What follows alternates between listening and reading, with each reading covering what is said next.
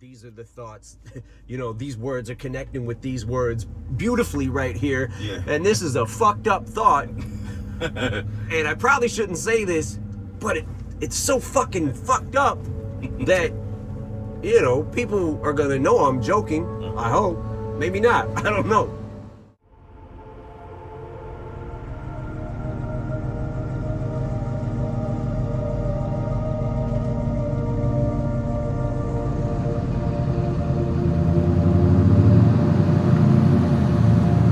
Man, I've known you for 20 maybe years now, and That's crazy. Yeah, that is crazy. Time flies. Time flies. But DOC told me once you were writing to a beat. He's like, he watched you write it. And he said you went in the studio and you start spitting a verse. And then I think you left whatever it was you wrote. And he was like, man, I couldn't believe this dude wrote that, spit it, killed it. And then I went to go see what it was. He left a piece of paper, what he wrote. And he said you wrote your rhymes. It was all over the place, yeah. He said it was in a circle or something. Yeah. What was that? Because there's two reasons. Okay. A is because if anybody ever finds it, they're not going to be able to decipher the puzzle. Okay. But also, really, where that helps with that, but really where it comes from is when I'm getting ideas, I have to write a couple words down right away, wherever they're at. It doesn't matter. I just have to get them out before I forget them. Mm-hmm. These are the thoughts. These words are connecting with these words beautifully right here. Yeah. And this is a fucked up thought.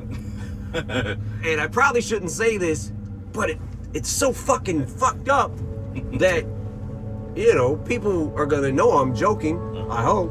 Maybe not. I don't know.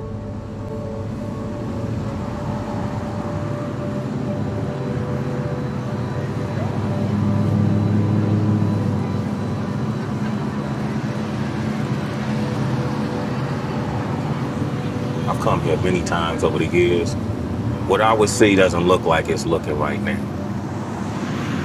At that time, it just seemed like Detroit was just kind of struggling. We claimed bankruptcy in 2013. I feel like there is a new energy right now, and we're definitely on the upswing a little bit. Detroiters feel like they're kind of the underdog. Yeah. Like people look at us like we're kind of the underdog. It's almost that fighting spirit or something, Mm-hmm. It's that whole concept, Detroit versus everybody. That's kind of that's kind of where that's the attitude of it just, I don't know, it's always felt like that. I remember coming up, in the battle scene. It was very it was dog eat dog, and I'll tell you why. When you get on that mic, you got like 2 to 4 bars, and you better impress. You know what I'm saying? Or you get booed. Like you need to prove yourself, or we're gonna call bullshit.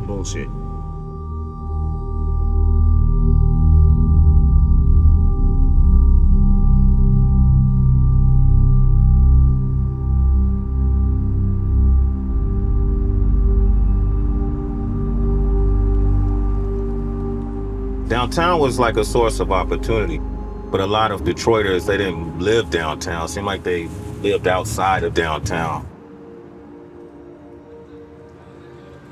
Detroit is a big city, so you can still be in the city, but on the outskirts of it, or you could be downtown, but it spreads out. Who was the artist back then that were like the local heroes? Dilla, Slum Village. Damn, man, I remember those days too, man. Proof had really started making a name for himself. It was a weird time in my life. I remember something fell through and I was super down, and I hadn't wrote a rhyme in probably 3 months. I was living upstairs in the attic that we turned into a bedroom at Kim's mother's house, right? And I get a call from Proof, and he's like, yo, what are you doing? I'm like, nothing, man. I'm just about to go to work. And he's like, yo, you need to come down to the shop tomorrow. I hadn't even wrote anything. Like, you know what I'm saying? Like, I didn't even have anything. And then I'm like, all right, I'm gonna have to write something. So I remember going to work and thinking of the rhymes and then trying to learn it. And he was like, he basically explained to me, he was like, I said, yo, I don't know if I'm ready for that, man. And he was like, look, you come down, I'm telling you, I'm running this place now. He was like, you come down, I'll shut it down, just have a few people in here, rap in front of them. If you don't like it, bounce. You know, leave. You don't have to come back. And I was like, all right, cool. I was writing in the mind frame of every bar needs to have something that's gonna get a reaction. Every bar. Because if I'm in front of the crowd, I'm gonna get booed if I don't come with it. You know what I'm saying? So that's kind of how, in that same kind of spirit, or that same kind of mentality, is kind of how I still write today. Multi-syllable rhyming is kind of the thing I got addicted to. And when you start thinking of like whole sentences that rhyme with each other, but in order to make that rhyme and do that, sometimes you might be pushing the envelope a little bit. Yeah. You know, but that's why I've always been just like, you know, freedom of speech, man. There's a parental advisory. You know, listen. If you don't want to listen, turn it off. Don't buy it. Don't listen. You know what I'm saying? Like, I mean, but it's hip hop. That's hip hop, man. You talk about writing that perfect search for that perfect verse. Yeah. That, have you found it? Any verses you wrote you feel like it'd be? I'm gonna be 100% honest. I'll keep it 100 right now. I feel like I've felt this way for a long time. I've always been chasing the Marshall Mathers LP because I know that captured a moment. You know what I'm saying? Like, it's kind of like a time capsule when I look back at it. The times that it was back then, and the turmoil that my life felt like was happening. Shit was happening so fast. I was spiraling out of control, and I had a lot of rage. When people say they miss the old Eminem, I feel like it's probably that. You miss the rage, and you miss me. You know what I'm saying? Like, I don't have the rage anymore that I used to have, but I still have the exact same passion. Sometimes it doesn't always come out the right way. You know what I'm saying? Sometimes it's just like, oh, what the fuck is that? And then we'll take a pause, man. You know what I'm saying? Like, who are you? Like, I don't know who I'm competing with, but I just want to be. There's a lot of great rappers. There's a lot of great artists. There's a lot of great rappers coming up in this generation now that it's like, I'm watching it and I'm loving it, and just the competitive spirit in me wants to keep up with the best of the best. You know what time it is, nigga, watch that. Like Shinola, you'll get clocked, black. Okay now, it's the first round, I'ma apply pressure. I'ma let you pick 1-4, the 2-2. Blazer, nigga, that's Clyde Drexler. I got him back to back, champ, I'm better. That's 2 rockets ringing for even dreaming I collide with you. Nigga, I stretch you. You could either ride stretcher or get tied between 2 cars and let the ride stretch you. Play your cards right. You know, win, lose, or draw. Ooh, no, I deck you. You a joker. You comical. You ain't sick. You a common cold. I'm calm and cold. It's just different. A Floyd punch to a Drake song now. Hook different. When that forest hitting you, it's forest with it. Cause I wander on the set, bitching and look different. Nigga, welcome to the end of this. You can watch me go ape on my gorilla shit. That's animal penmanship. That chinchilla fits. It's magic. The bars is averaging 10 assists. Ooh. Come get a dime, nigga. If I get better with time, why do you whine, nigga? I'm trying to press my buttons, but I decline niggas. Shit, I blind niggas. Boy, I got more shine than most of these sign niggas. Go ahead and step, brother, A5A. I can tell you about the game. I got the play-by-play. Baker's man, yeah, you hear about the cakes I slay. My shooter's dirty and hairy, nigga. Make my day. Yeah, Planet Dope is the antidote. For all that bullshit that your man promotes. I can make you a vegetable while busting your cantaloupe. No, elephants don't run with the antelopes. You see, it's just the law of the land. I do all that I can to not brawl with your man. I got it all in my hands. If I draw it and scram, put your jaw on your fam. Godzilla, and I keep getting calls from Japan. They get the voicemail, yeah, it's a bother. My LA niggas swing bats for me, it's the Dodgers. I don't play with people's kids. Go get your father. I made a living off being nice. I'm Mr. Rogers. I said one line smoke 'em, no hookah sticks. You know how I do this shit. I ain't new to this. You see how I maneuver this, that Thule spit, your medulla split. I'm in here fucking this round up like I'm shooting bricks. You do this. I'll let it dump from the sky like who the shit. You a rookie with no balls. You new to this. You do this shit. You the one I cover with the strap like the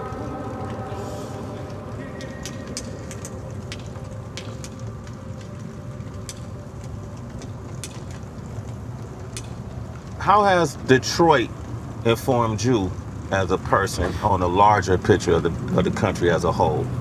Just being from Detroit? Yeah. You mean in a hip hop sense? Just as a whole, and even in a social sense. If we're talking about hip hop for a second, Okay. I think that one of the great things about being from Detroit is we I don't think in the very beginning when hip hop first started coming about, I don't think we really knew who we were yet, as far as what's gonna be our style, what's gonna be our, sound, what is gonna be this, you know what I'm saying? What are we gonna be? I think especially back then we used to think like, man, nobody comes to Detroit. Yeah. No, they look at us like a ghost town. You know what I'm saying? We want to be somebody. We want to stand up. We want to be, that was always the thing back then too, was put Detroit on the map. Everybody wanted to put Detroit on the map because we felt like, yo, no one's listening to us, and nobody takes us serious. You see, like, if you go to New York and you're a Detroit MC, what it would seem like back then is you probably would get dissed. Yeah. Just being from Detroit, didn't matter how good you were.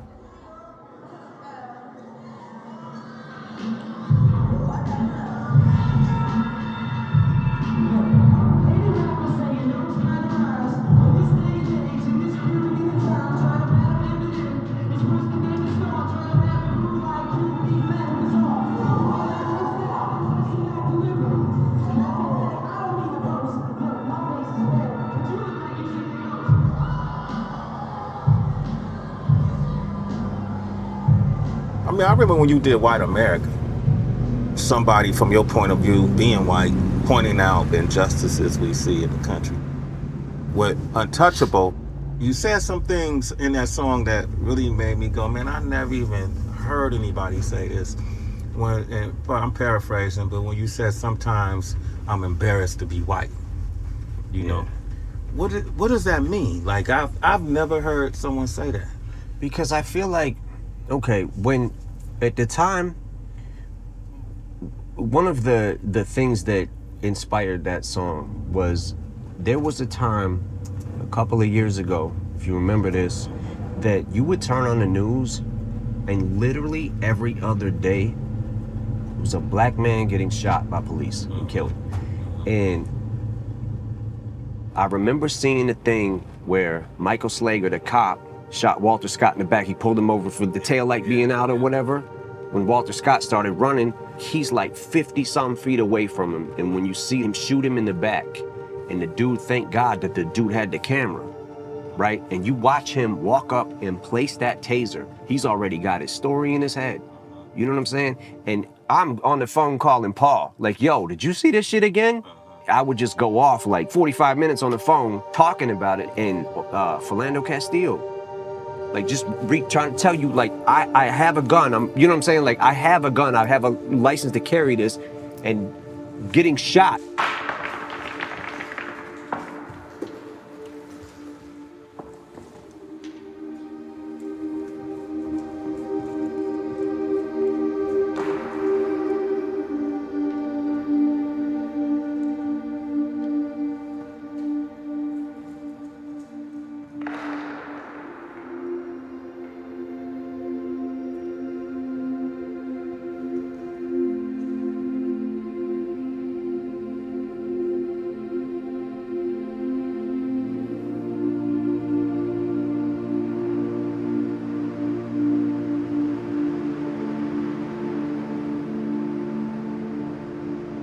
What's up with the weather in Detroit, man?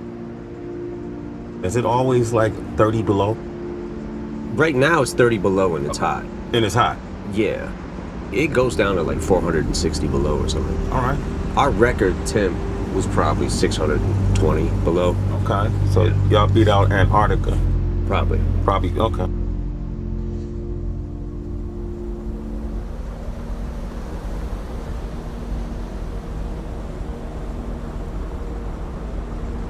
You've been all around the world.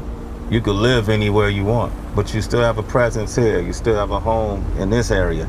Yeah. Why? I'm very much a creature of habit. I feel like this is what I know, and I don't really know anything else. I mean, I've been, obviously, a lot of places, but this is, to me, home. It's just home. The spirit The people here, everything is just what I love. Y'all got a symbol to represent the Detroit spirit, right? Oh, the fist? The fist, right? Yeah, the Joe Louis. Yeah. The Joe Louis fist. We've been kicked around too fucking long, so now we want to use our voices. It's incredible.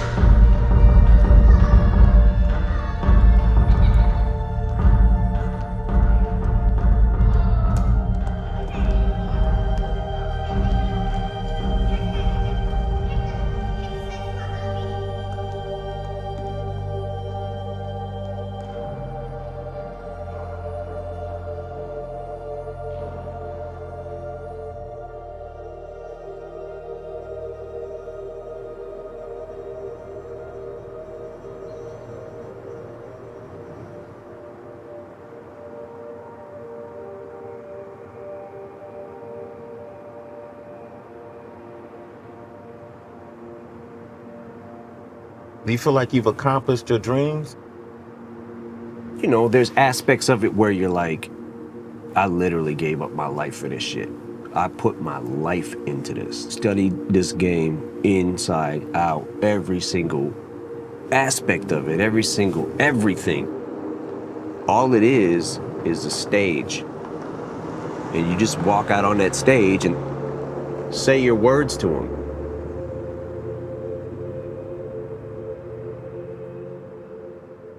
Hip hop hasn't really been around long enough to know how long somebody can actually go for.